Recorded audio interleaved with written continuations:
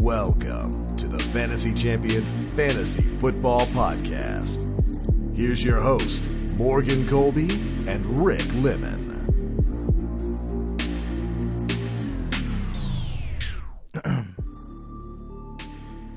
Tough day.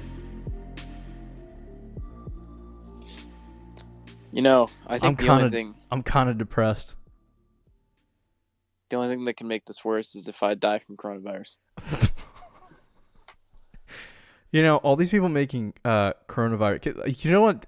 You know what's funny? The last time we recorded, the NBA had a season, the NHL had a season, MLB had a season. They were all still playing. March Madness was going to happen. I was getting my bracket ready. Completely destroyed that. Coronavirus has become a thing. Rick Lemon is with me, but digitally, because we are self-quarantining. I'm currently in my bunker right now, Yeah. underground. We're self-quarantining. If you went out and you got toilet paper this weekend, congratulations. Coronavirus does not cause diarrhea. No, which is odd because there are so many people buying toilet paper. Yeah. Ridiculous amounts. It is Tuesday, March 17th. Coronavirus is on the loose. NFL free agency is technically starting Wednesday, but tampering period has already started, and we have a lot of news to get to. The reason why we are depressed is not because of coronavirus and quarantining. It is because Tom Brady left the New England Patriots today. And we're Patriots fans, as you know. Every non-Patriots fan that listens to this podcast, who's probably extremely excited, is listening to this with utter joy. Yep. So everybody's doing backflips. Now we know what it's like to suck, and we haven't even sucked yet. Yeah. I'm like, literally, I have not had to, in my 20 years of watching football, I have not had to ask the question, who's playing quarterback for my football team? That's crazy. I know. That's crazy. Anyway, we got a lot to get to in this episode. We will not do the news. We have a short little news thing to get to, but we're not going to do the news. We're going to talk about free agents on this episode of the Fantasy Champions Fantasy Football Podcast. This is going to be a 2-part episode sequence this week. So it's called Free Agent Frenzy. Before we get into that, check out our website at thefantasychampions.com. Follow us on Twitter at the FFChamps, on Instagram at the Fantasy Champions. Subscribe wherever you listen, leave a review, and share this podcast with your friends. We're going to try to keep this brief and give you all the fantasy implications of every single move that happened. Some moves we might not be able to talk about, and some moves might happen as we are speaking. Yeah. I have Twitter that I'm refreshing, just in case. All right. I was going to say something, but we'll talk about that a little bit later. Okay. So to start this all off, the NFL said, we are not going to... there were people, after the NBA got suspended, NHL got suspended, and everything got suspended. There were people who were calling the NFL to suspend their schedule until after the thing. I'm like, why? No, they don't have to do anything. I'm like, unless this it's goes not. on No one's gonna until- get sick if you're making phone calls. No, right, yeah. Bill Belichick's not gonna breathe on you through the phone and give you coronavirus. Like, come on, guys. It's a little extra.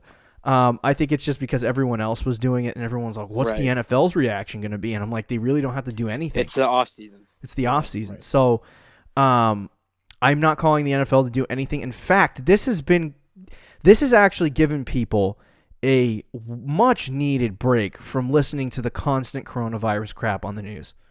And I don't mean to, it's a very serious thing, and it's a very No. Take it seriously. It's only coronavirus. But it's only coronavirus news, and it's probably the only thing you've heard of the last 2 weeks. As or week. Sports people, you and me and Rick both use probably sports as an outlet to get away from politics and other such nonsense. And enjoy competitive major sports and forget about stuff. As a lot of people do.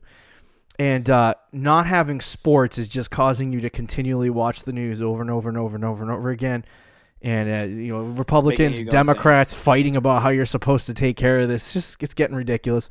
But to have the NFL have free agency like normal, it's caused a little bit of normality and got us away from the nonsense. So anyway, to start all of this off, they started the league year as normal. The NFL, in a 51 to 49% vote, the NFLPA approved the CBA. So the 17 games, this is just what they approved. It was 10 years. I think, it's 10 years long. So the next time they'll negotiate is probably 2030, which feels like eons from now, but it's only 10 years away. Makes me feel like an old man. But anyway, so 2030 is the next time they'll have to collectively bargain. And the hot points in this whole situation, they basically made they don't marijuana test anymore, so Josh Gordon can come back in the league. I don't know if that's true or not, but anyway, that's probably not. But so the two major points are an expansion of the playoff system, which is going to start this year. So instead of 12 teams making the playoffs, 14 will make the playoffs, and there is the possibility. I thought it was going to be this year, and I was wicked excited about it, and then I was crushed by the fact that this new 17-game schedule is not going to happen until 2021. So it's a vote that the owners have to make, which you're going to assume next year they'll say yes. They already made the schedule for this year, so I didn't even think of that, but they can't do 17 games yet. So they'll do that in 2021. So that obviously affects fantasy a lot, not this year, but next year. So we'll keep you up to date. We'll keep you up to date as to when that happens. They also approved the new salary cap at $198.2 million. Last year, I think it was $187. So it went up $11 million, which is quite a significant chunk of cash if you're an NFL team looking to try to win. Not like the Patriots. Yeah, not like the Patriots. Couldn't just give Brady an extra. Never mind. So that is all the news that I have. I just wanted to go over the CPA portion. So let's move into free agent frenzy part 1. We're going to start with the extensions, franchise tags, and the releases in no particular order that happened right before free agency started. And then we'll get into the chunk of this episode, which is probably going to be the trades and the other such nonsense. So the first one is the Titans signed Ryan Tannehill to a 4-year, $118 million deal. Now, a lot of money, a little bit too much money. A lot of money. But it's only 4 years. So if he blows chunks, they can get out of it. How much guaranteed is that? I have no idea. Okay. Because if it's a lot guaranteed, then I can find out if you really want to know. I mean, they're clearly committed to Tannehill. He had a good run with them in the regular season. Yeah. It's good for Tannehill, too, for somebody who looked like he was going to be a backup the rest of his career, like this time last year. $62 million guaranteed. Ooh, wow, that's a lot. That's oh, God, Tennessee. What makes me nervous is, and this is what I've been trying to figure out with the Ryan Tannehill stuff, is almost $30 million a year. It really is. It's almost $30 million a year. Is Ryan Tannehill good enough to carry, every time a player gets paid, there's a mindset of okay, I'm paid. I don't have to worry about it. So the good quarterbacks overcome that mentality of, I got all my money, I don't need to worry about it anymore. So does Tannehill overcome that? And was he just overhyped last year? You know what I mean? Overhyped. Not overhyped. I mean, is he like a flash in the pan? That's that's concerning. I mean, because he's getting paid like he's a top 6 or 7 quarterback in the league, which he's not. Yeah. Can this money go to his head too? Not necessarily go to his head, but we've seen a lot of guys get big contracts in sports. It's true. I like Brock Osweiler. My goodness, what a waste of money he was. That kind of feels like that for me at least. For Ryan Tannehill, he's got good weapons though, and we'll get to Derrick Henry later, but he's got good weapons, and the team is mostly the same. I think he should be okay. But he really affects every single fantasy asset on that team. Like we're very excited about A.J. Brown. We're very excited about Derrick Henry right now, right? And it's like do those pieces work together well enough next season like they did last year to the point where their offense scores a lot of points, Derrick Henry becomes a top 5 running back again. You know, Ryan Tannehill can play like a top 6, 7 quarterback again. Like if that all happens, then I think A.J. Brown's a wide receiver one. I think, you'll probably get high-end RB2, low-end RB1 for Derrick Henry, and Ryan Tannehill might even be a playable quarterback next year. But if he just completely craps his pants and he isn't good, then you have that whole other scenario. So it's an interesting situation to watch. I still haven't decided. I got to do some research on Ryan Tannehill.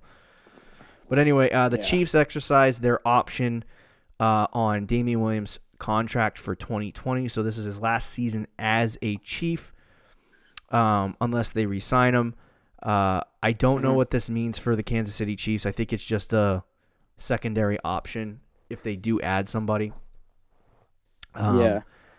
He was good in the playoffs. So if he's the only running back on the roster, his value has significantly decreased from last year. So I actually think he's draftable this year. People are probably going to look for him in like the 5th, 6th, maybe even the 7th round in 2020. But yeah, which could be good considering, like you said, the hype around him is now gone completely. Right. And he could be the only guy in that offense. So, yeah, I mean, definitely. The Falcons released running back Devonta Freeman. Landing spots for Devonta Freeman. Got any ideas? Because I don't see this guy signing with anyone right now. I don't know. It's like I honestly see him signing with a team that just needs a secondary running back. No, I was going to say, like, maybe even, I know they just signed Austin Eckler to a huge deal, but maybe the Chargers at low money to be Austin Eckler's kind of like third down back. Yeah. I know they clearly want to go with Austin Eckler, but a team like that, where Devontae Freeman, I think at this point in his career, he's not going to be, I know he's not too old, but he's been through a lot of injuries. I don't think he's going to be a starter anywhere. Mm-hmm. But yeah, he could definitely go somewhere as a secondary back. You know who I could see? It would completely ruin him fantasy-wise, but I could see the Bears too. I don't know why that came up in my mind. I could definitely see the Bears. But we'll have to see what happens, because he can do both what Tariq Cohen and David Montgomery. David Montgomery's the ground guy, Tariq Cohen's the air guy, so yeah, I think Freeman can do both of those things, and I don't know. But anyway, the Vikings signed QB Kirk Cousins, 3 years, $96 million, so they hold on to Kirk. No fantasy value whatsoever, but that is good news for That's Adam what, $32 Thielen. million a year? Yeah. It might be. Oh, I don't know if it was goodness. backloaded or not. Yeah. The Bengals placed the franchise. We're going to run through like 4 tags in a row. So here we go. Okay. The Bengals placed a franchise tag on A.J. Green, so he's going to stay in Cincinnati. The Titans, they placed a franchise tag on Derrick Henry after giving Ryan Tannehill a contract, so it opened up space for them to put the tag on and keep him. So not surprising. He's not a free agent. He's sticking with the Titans for at least one more year. I do expect him to sign probably a long-term extension with Tennessee in the next coming months. But the Cowboys also placed their franchise tag on Dak Prescott. Unsurprising. There were some rumors that got completely stomped out that Brady might be going to Dallas, and they would rescind the franchise tag on Dak Prescott because, Jerry Jones loves those big ball moves. But so Dak's staying in Dallas. I did want to spend some time on Kenyon Drake, but they placed the franchise tag on him. We'll talk about him in a little bit in terms of what that means for Kenyon Drake. But he stays with the Cardinals on a transition tag. And then the Cowboys re-signed Amari Cooper, 5 years, $100 million. That's a lot of money. He comes off the free agent market. There were a couple of teams that were interested. I think he spoke with those teams, but he wanted to be a Cowboy all along. I believe there was a team, don't know who it was, that offered him more money than this current deal. So I think it was like $110 million over 5 years, and he rejected it. I think he wanted to be a Cowboy, which is interesting. I've never seen a wide receiver reject money. But anyway, it's a good place for him.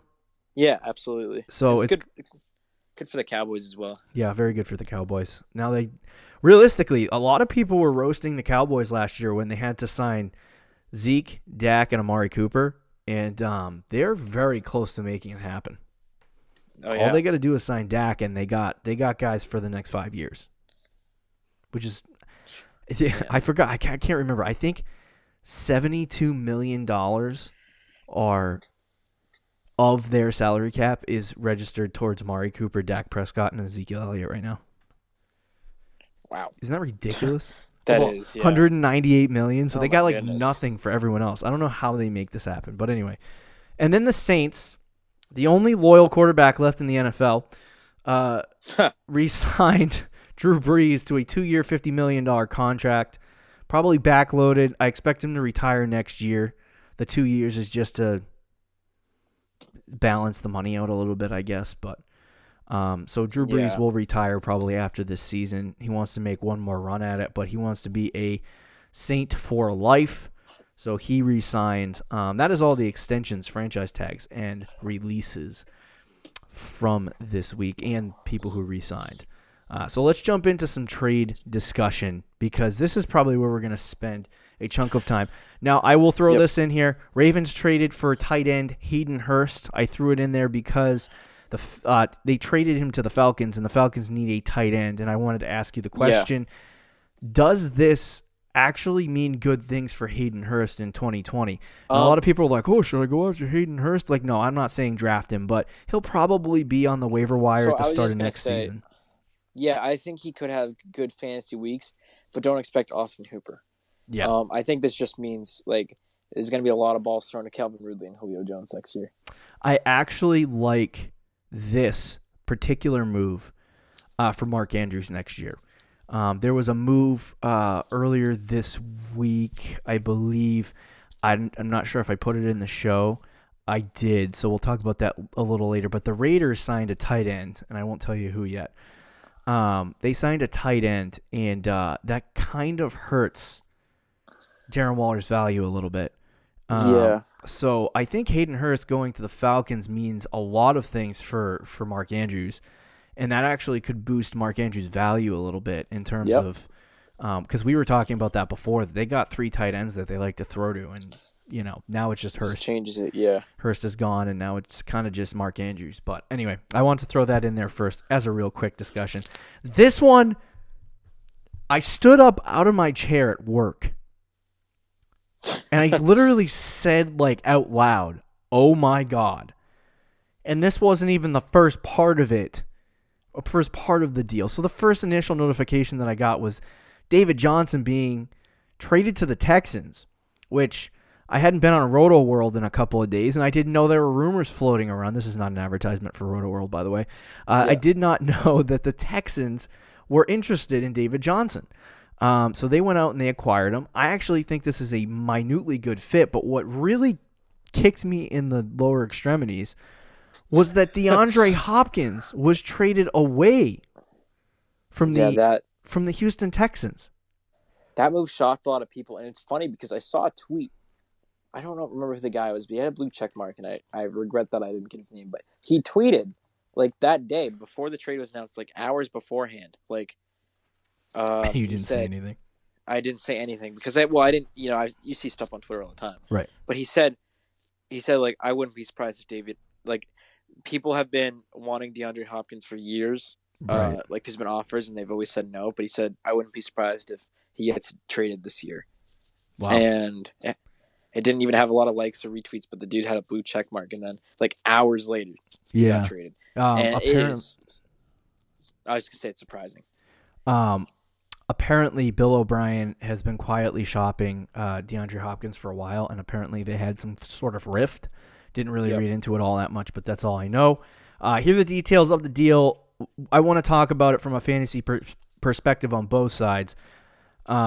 So the Texans acquired David Johnson, 2020 second-round pick, and 2021 fourth-round pick from the Cardinals. So they stock up on the draft picks that they traded away for Laramie Tunsil at the beginning of the season to bolster their offensive line. Kenny Stills as well. Right, they got those picks back, but they had to give up DeAndre Hopkins and a fourth-round pick. So there was a lot of questions. I don't want to talk about the implications of whether the trade was fair or not, but there was a lot of people saying this was a stupid deal for Bill O'Brien, which I don't disagree with. But let's start with David Johnson. A lot of people's mans in fantasy football. He's burned people the last 2 seasons. And this move, unfortunately, might jack up his value back into that top 12 first round.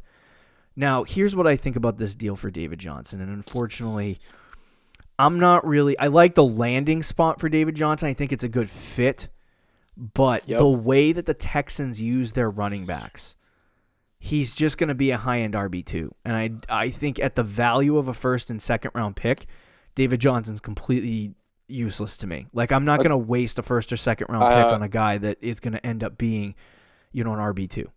So I 100% agree with you on this. For me, like, I like David Johnson. I like the fit in Houston. Mm-hmm. And I think depending on where he gets drafted, I would love him on my fantasy team. The problem is, I agree with you. I think the hype is going to be insane now that he's with Houston, and they feel like they're going to use him all the time. And like you said, the way the Texans use their running backs, I don't think he's going to be worth a first round pick, and I don't think he's going to be worth a second round pick either. I think if he's going like the 4th or 5th round, I think that would be a lot better. Yeah. But yeah, I think the hype for David Johnson will get overblown. I think we started last offseason with this idea that David Johnson was going to be like a sneaky 3rd, 4th round pick, and he for some reason turned into this first round top 6 pick, and I'm like, you're like, why did that? Like, I didn't want to draft him after that, right? And he started off the season relatively good. He's good, solid fantasy wise. But second half of the season when they traded, a lot of people were like, why did they get Kenyon Drake? I actually think as good as David Johnson was in that system, Kenyon Drake is better. Like, he's way better for Cliff Kingsbury's system than David Johnson is. I think David Johnson's flow is more with Houston, but after the injuries, after the problems, after all of that stuff, maybe without DeAndre Hopkins, David Johnson can have a lot more success, but I just don't know how much. It gives me a lot of, like, I don't know, for some reason I have this, like, strange, sometimes in fantasy you just get these strange feelings about people, whether they're right or wrong. It's just, I have this strange feeling on David Johnson that it's not going to work out for him, fantasy-wise. But like I said, you can expect mid to high-end RB2. I think he'll be good. I like, with Houston, I think that offense, even obviously the offensive line, everything, is much better than Arizona. Right, and I know losing Hopkins absolutely kills, but they still have Deshaun Watson and Will Fuller and some good players on that team. Now, this obviously completely destroys Lamar Miller, obviously. Oh, yeah. I mean, is he even under contract? I don't know. Yeah. I think Lamar Miller in a while. They're going to run it with probably David Johnson and then maybe one of Carlos Hyde and Duke Johnson. Okay. So this brings me back. We'll talk about... Let's talk a little bit about the Cardinals side, because there's not really a lot. There's some on the Houston Texans side, wide receiver position, obviously. We don't have a lot of information on that, so we might just pass up on the wide receiver situation for the Texans in this episode. But Kenyon Drake was... What were you going to say? Was it important? You didn't put it in any of the news because it's not like huge, but Houston did sign Randall Cobb. Oh, yeah, for a ridiculous amount of money, and it was not even... Yeah, because I don't know what Bill O'Brien is doing, to be completely honest with you. He's an idiot. I think he feels like we can't win with this team right now, and he's tired of losing in the first round. So he's trying to make instead. some changes. Yeah, he's gonna miss the playoffs instead. He's like, I'd rather barely make it. No, so this brings us to the Kenyon Drake. Obviously, he was transition tagged. But this, I think, obviously spectacular news for Kenyon Drake. As much as people are going to like David Johnson, Kenyon Drake's my guy for 2020. I would rather have Kenyon Drake than David Johnson. Way rather. In the time that he was starting over David Johnson, was just insanely good. He was an RB1. And I think if they give him the ball as a workhorse back, which is kind of what they did last year, they tried to get David Johnson a little more involved and then not, and then, I just very confusing as to what Cliff Kingsbury was trying to do with the running backs. With David Johnson gone, if they don't add any more running backs, it's clear to me that Kenyon Drake is the guy. And so, with that being said, finally, after all this friggin' time, his whole career, my Kenyon Drake finally can be an RB1. Hopefully, watch they sign Melvin Gordon. Yeah, it's. I jump. Why would they transition? I would jump out a window. But anyway, so Kenyon Drake, he has that, I've talked about a million times in the past, and I will in the future. So this is the last time I'll say it. I've talked about this a million times. But the fantasy point per opportunity totals for Kenyon Drake have been astronomical the last 2 years. They're at the same as Christian McCaffrey's. And so for me, it's like a guy that is going to be used.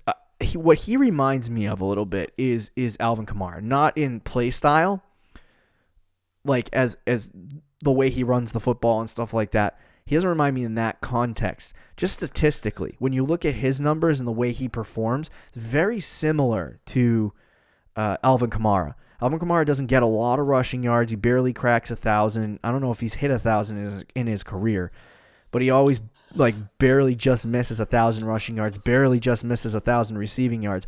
But that's enough right there, 1,800 total yards to make you an RB1, right? Yeah. So I think for Kenyon Drake, it's simple. It's simple to me. It's that opportunity is going to equal success for him, and as long as they don't give the ball the backup running back too much, we should be all set with him. What round do you feel safe taking Kenyon Drake in? I think he's gonna.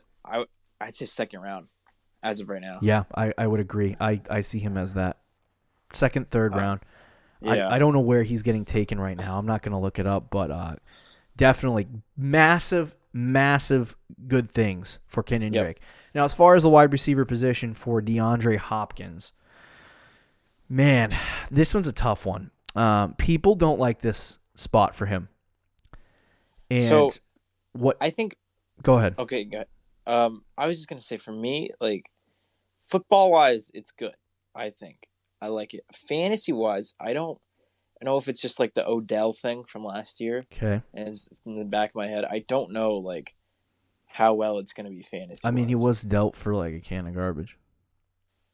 Right. Yeah. I know. A couple of picks.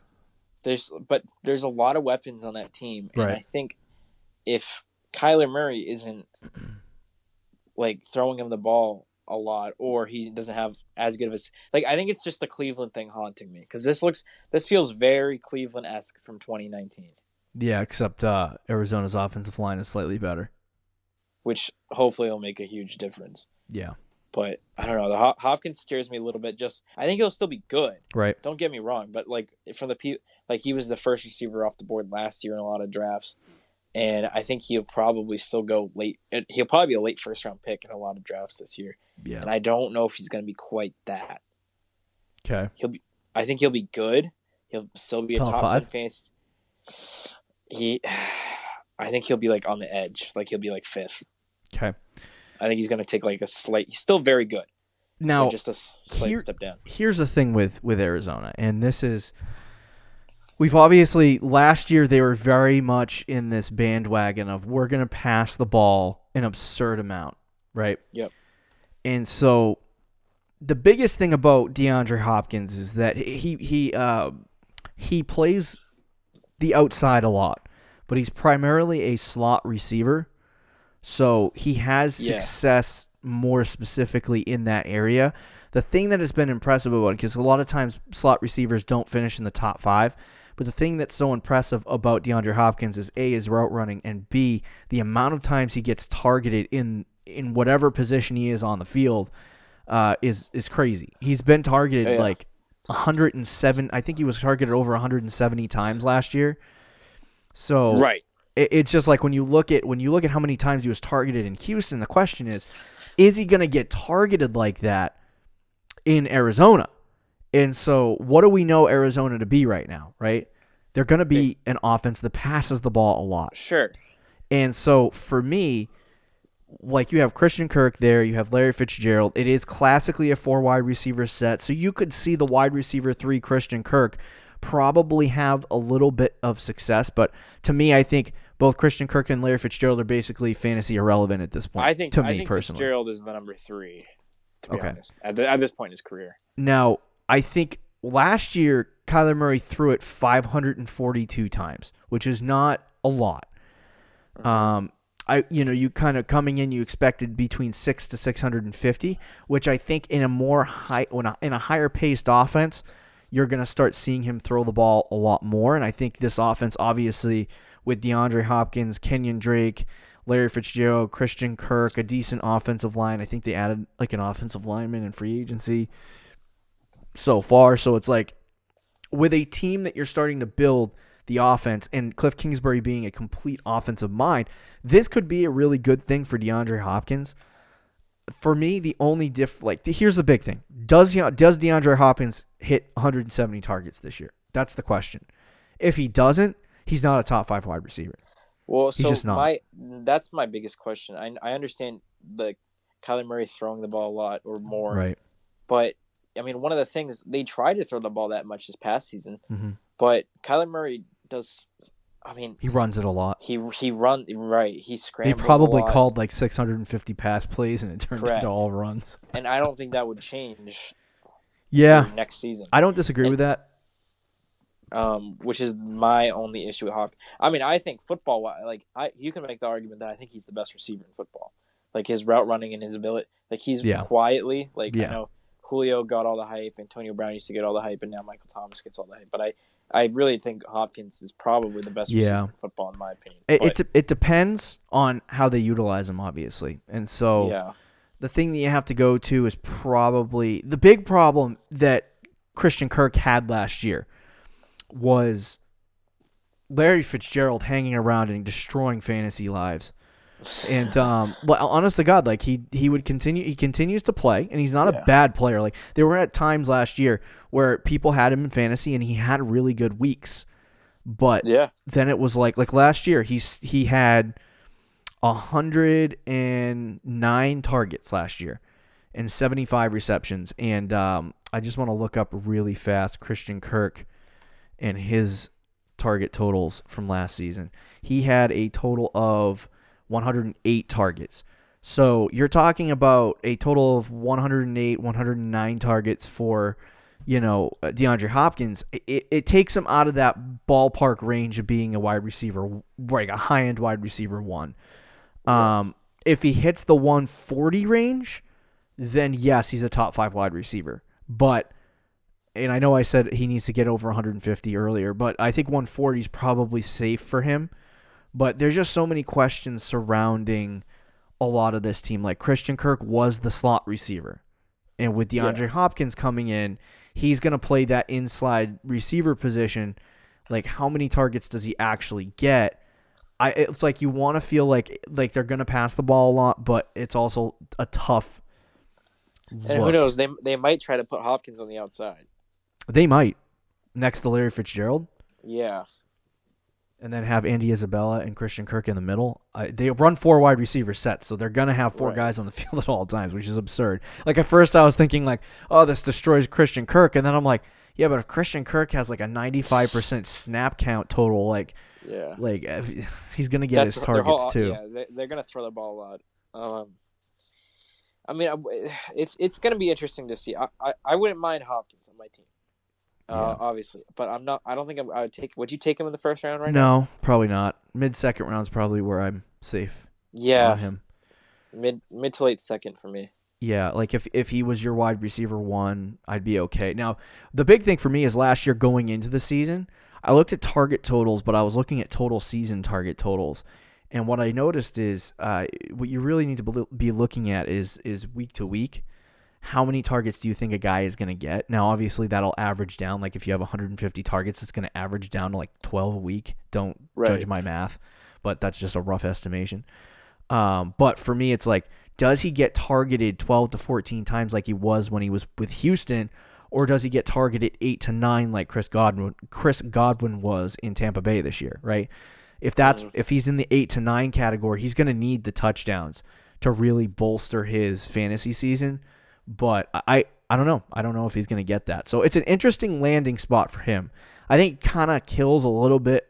Like Larry Fitzgerald's dead. He was dead 2 years ago. I think it kills Christian Kirk a little bit. Like Christian Kirk's still draftable, probably like between rounds 12 to 15.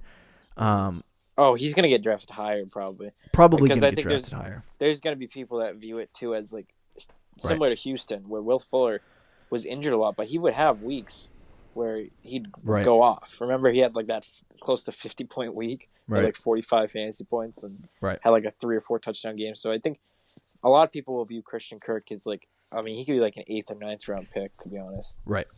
I don't know if that's smart, but yeah. So let's talk about one final trade. It was kind of a big one. I don't know, man. It's your man. It's your boy. It's my dude. Okay, so I've had so many problems. I drafted Stefan Diggs 3 years in a row. Somehow, every year I say, after I draft Stefan Diggs and he burns me, I say, no, I'm not doing this again. I'm not drafting Stefan Diggs.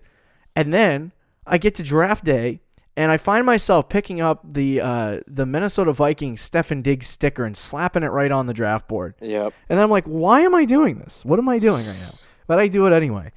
Last year I started thinking I'm not going to do it, but then I'm like, I need to be more open-minded, so I did it. That offense was completely different to start the season. Stefan Diggs, according to what's his name? Yahoo Sports fantasy analyst. Oh, I don't know. All right. Well, anyway, he breaks down route running, and his metrics show that Stefan Diggs is the best according to statistics. He's the best route runner in the NFL. Oh wow! But he just in a system where you only throw the ball 20 times a game, Stefan Diggs ain't gonna get obviously large fantasy games. So for me, well, I'll tell him what happened. Stefan Diggs was traded to the Bills. Going into this season, if Stefan Diggs was a Minnesota Viking, I was fading him and I was going back. I'm all in on Stefan Diggs now. I love it. Are you? I'm scared of Josh Allen. I really am. Yep, me too. But I think Stefan Diggs, John Brown was a mid-range wide receiver too this year, I believe. Yeah, and he had weeks where he was a wide receiver 1. Right, he was very good. Stefan Diggs, significantly better route runner, significantly better player. Plug him into the Bills system. He's basically the new John Brown, but better. How does he not be a wide receiver 1? Like, I really don't. Unless the Bills completely suck this year, Stefan Diggs is going to be a wide receiver 1. Is Josh Allen going to throw the ball enough? Yes. And efficiently enough where Diggs becomes a wide receiver 1? Yes. Okay, well then I guess he will be. The details of the deal are he was a Stefan Diggs and a 2027th round pick from the Vikings in exchange for a 2021st, 5th, 6th, and a 4th round pick in 2021. Of picks. Wasn't there a first? Yeah, I said 1st, 5th, 6th, and a 4th in 2021.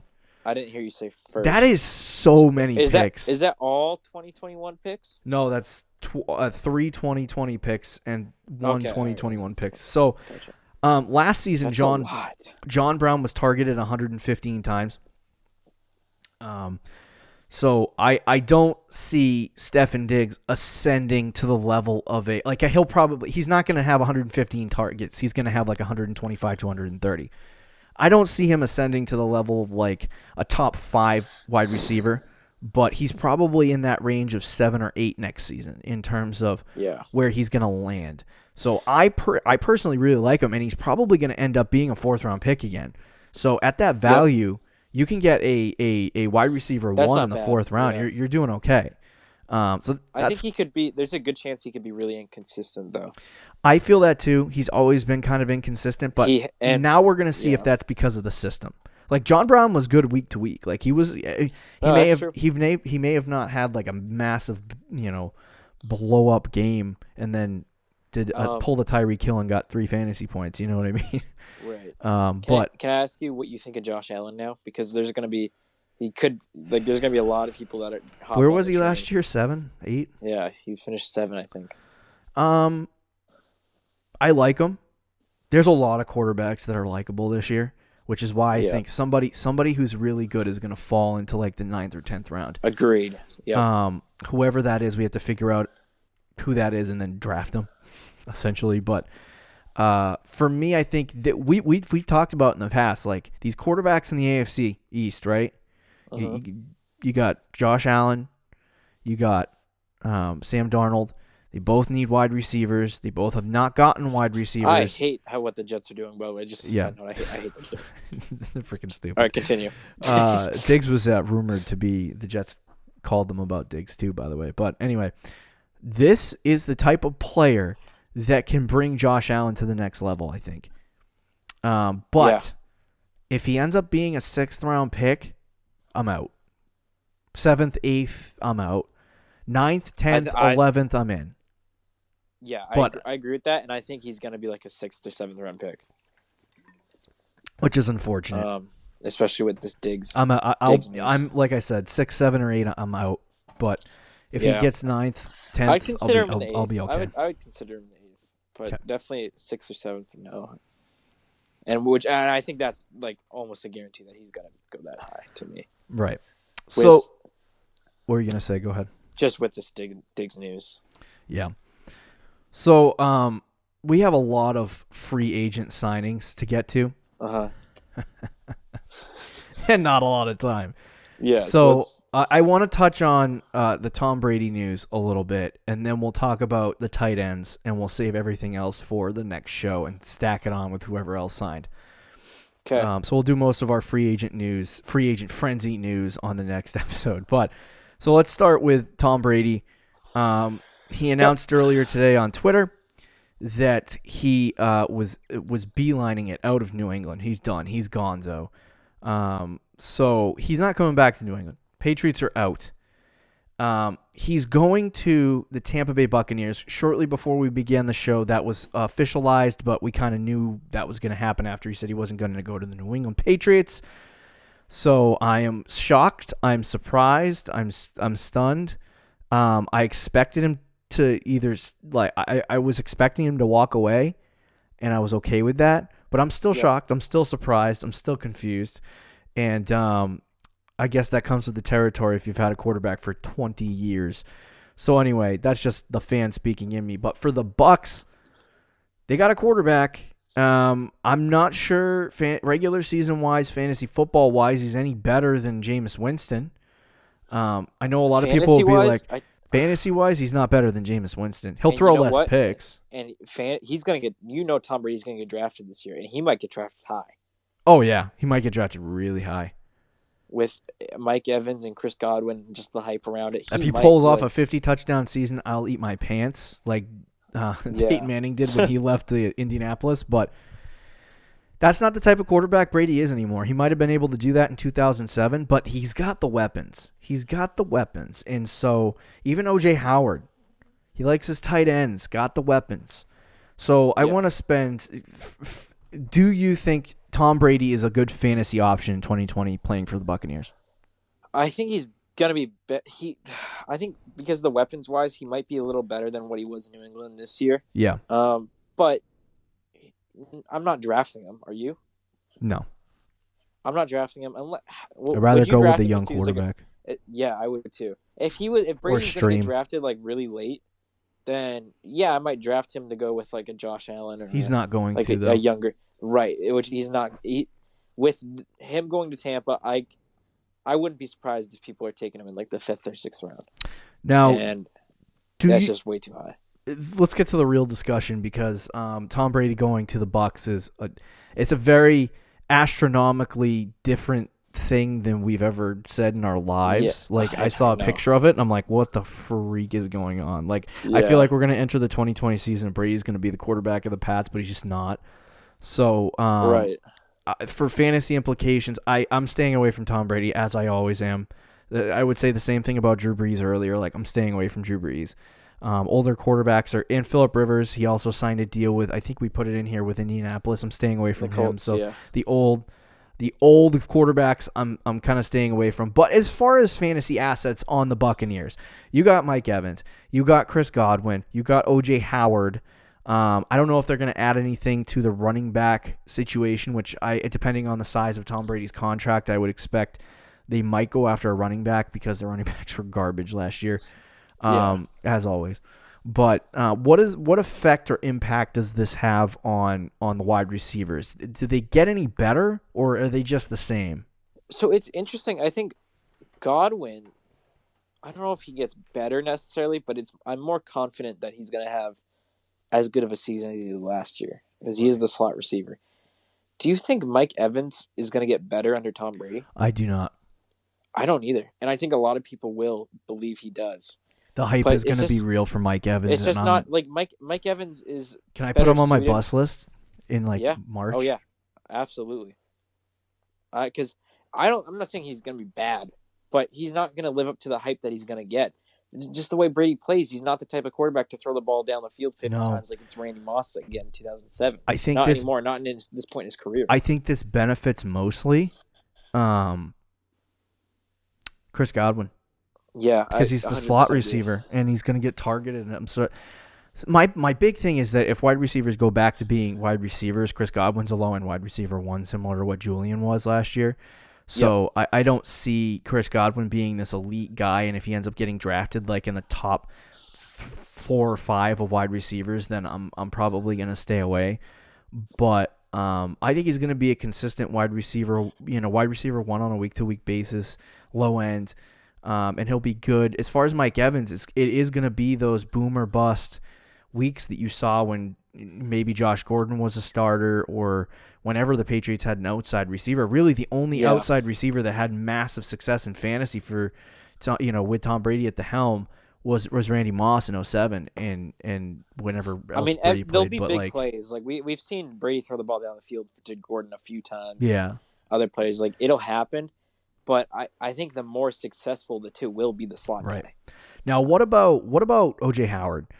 Because Bruce Arians doesn't like to implement the tight end, but Brady loves throwing it to the tight end position. So I think this could be taking it from the biggest OJ Howard hater. This could resurrect his career. Okay. I mean, as you just said, I know Bruce Arians doesn't love using tight ends, but Brady does like to throw to tight ends, and I think they'll work together to get tight ends involved. And don't count out Cameron Brate either, who is also on the team. Yeah. Who I think both those guys will get some targets. So I don't think O.J. Howard is going to be nearly as bad as he was last year. Yeah. I'm not saying draft O.J. Howard because I'm scarred for life, but I think he could have. I think he has good value. Season. He might actually be. It depends, because you have Mike Evans, you have Chris Godwin. Yep. Perryman was actually good in the absence of some guys, so he's a good third wide receiver. Brady loves to dump it off to a running back, so I would expect him to make some noise maybe in free agency or in the draft at the running back position. But, O.J. Howard I think is good. I think Chris Godwin's good, but I think Mike Evans probably hurts the most in this whole situation, just because Brady's play style doesn't really formulate to that. It'll be interesting to see if Brady can have success in that situation, because he's not going to walk in and say, all right, Bruce, you need to change your whole system to what I do. You know what I mean? Yeah. Like, he's going to have to walk in and learn what they do as a team. So the whole term of Tom Brady being a system quarterback, like, you're going to find out if that's true right now. Like, he's going to the Buccaneers. He's going to that ugly butt organization's uniforms. I saw a Photoshop job, and he looks terrible. I'm like, oh, God, Brady, what are you doing? Bill must have really pissed him off. How long before Brady regrets going to the Bucs? Is it the first quarter of? He's never had. I mean, he has had, but it's been a long time since he's had weapons like this. Yeah, so we'll see what happens. Obviously, we're Brady fans, so we wish him all the best. Oh yeah, I'll probably buy his jersey. I'll probably buy a Tampa Bay jersey. On the other side of it, the New England Patriots, quarterbackless. Maybe Jarrett Stidham goes into 2020. Maybe they get another guy. This hurts Julian very badly. Oh, gosh, yeah. It kills Julian's value. Are you drafting a Patriot? No. As of right now, I'm not. No, not at all. There's not a Patriot that I want. Maybe outside of Sony Michel. And I know you disagree with that, but he did not play well this year, so his value is going to be good. So I think he's worth a draft pick. especially when you're talking about a team that's probably going to run the ball a lot this year. Yeah, I mean, I think you could make the argument for Sony, but I don't know. Even that, I feel gross. Yeah, I agree. So Brady is gone. He's going to the Bucks. We'll talk about some of these other free agent signings. I did want to throw out the first name to drop was Austin Hooper. There it is. And he's going to the Browns. Horrible place for him. Football-wise, good decision for the Brownies, but and they are so stacked because on offense. And Njoku gets hurt every 5 minutes. They have so many good players. I think it's a bad decision for the Browns. I mean, I think it's a good decision for the Browns organization, football-wise. I think it's horrible for fantasy. Like, Austin Hooper is basically going to die in Cleveland. Yeah. Like, there's no fantasy value whatsoever. Let your friends, I'm telling you right now, listen to me. Tell your friends to draft Austin Hooper and then don't. Yeah. Let them draft Hooper. Pretend you're excited. Say, "Oh, I'm drafting Hooper next," and let somebody snipe you. Yeah. On purpose. He could be decent. Don't even convince yourself.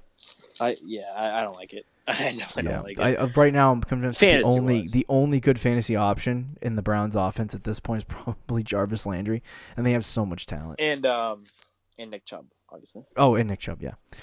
Think of the talent they have, man. Nick Chubb, Kareem Hunt, Jarvis Landry, Odell Beckham, David Njoku, and now Austin Hooper. That's crazy. That's ridiculous. It is ridiculous. And then, so there's two more tight ends I wanted to reference. We have tight end Jimmy Graham, former Seahawks and Green Bay Packers tight end. And New Orleans Saints. Making his way around the NFC. Was he on his fifth team? He signs with the Bears. What? I don't get it. Yeah. I don't get the money. He didn't have any fantasy value, but what the heck are you doing? No. 2 years, $16 million. You're paying $8 million a year for a guy that's not even that good. For a guy who's washed, and they have Trey Burton. I know he didn't play last year. The Bears are so bad at doing anything. The Bears need players, and they don't need tight ends. Yeah, and they go out and get a tight end. Jimmy Graham has no fantasy value, by the way. So stupid. Zero value. And then the only other tight end I wanted to reference was Jason Witten signing a 1-year contract with the Las Vegas Raiders. Almost. So Witten obviously couldn't go back to Dallas. They wanted to move on with Blake Jarwin. But him going to Las Vegas is kind of interesting, considering that they don't need a tight end. And like Foster Moreau was basically what Jason Witten's going to be this year. So like I don't understand what they're doing, but this hurts Darren Waller. So does it? Because I don't know if they're actually even going to use Witten, to be honest. Are you sure? They'll use him a little bit.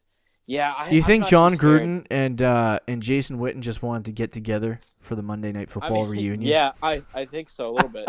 I think they'll use Witten in certain situations, but not enough where it's going to really affect Waller. It might take away a touchdown or two from Waller, which would stink because it's going to put him in the same spot he was at last year. Right. But I don't see him taking away really more than 15 to 20 targets. I don't think he's going to be really that much involved. Yeah, I mean, I don't fully disagree with you on that. I think there's more there than you think there is, but I just don't like when other players invade the space of guys that should have success. He's a good fantasy tight end. Yeah, he comes in and freaking steals everyone's life away. But anyway, so yeah, I think that was an interesting little signing. 2 tight ends coming off the market. Neither of them have any real fantasy value, by the way. I just wanted to talk about the implications of the position. I didn't even need to put Jimmy Graham in here, but I did want to roast the Bears for a minute. So there's that. The only thing worse than the Patriots letting Tom Brady walk is... I know. At least we can laugh at the Bears. At least we can laugh at the Bears. So yeah, the 2 tight ends signing. We're probably going to discuss some more quarterback signings. We'll update you on the next episode on what happened with Phillip Rivers. I'll just mention this really fast on this episode. The Browns signed former Redskins quarterback Case Keenum, 3 years, $18 million. Curious signing. Don't know what this means in terms of he's not going to start. Obviously, it's going to be Baker. But that's a lot of money for a backup quarterback. That is. And are they signing him just to like maybe light a fire under Baker's butt or have a backup plan in case Baker blows chunks? To be completely honest with you, if Baker has the same season he did last year, I think they will go to Case Keenum for at least a game or two. Wow. Like I think this is a you better start playing well Baker move. Yeah. All right. Well, that's all we're going to get to in this episode. We'll update you next episode on Jordan Howard, Teddy Bridgewater. We'll talk about Phillip Rivers a little bit. Hopefully we'll be able to discuss Melvin Gordon. Yep. Probably Robbie Anderson and update some things there. I believe Jameis Winston's still a free agent right now. Jameis Winston is still a free agent, and maybe another trade or two goes down as well. Yeah. So we'll discuss that all on the Thursday show. Do you have any closing thoughts for us? I'm just sad, man. Tom Brady's gone. Depression. And I'm stuck here with coronavirus. We're quarantined. Literally, it's New 2020. England, already the worst year of all time. New England's over here in extra remorse for life. Yeah. Don't forget to check out our website at thefantasychampions.com. Be sure to follow us on Twitter and Instagram, and we'll talk to you on Thursday, Fantasy Champs. Thank you for listening to the Fantasy Champions podcast. Make sure you subscribe on iTunes and YouTube, and follow us on Twitter at TheFFChamps.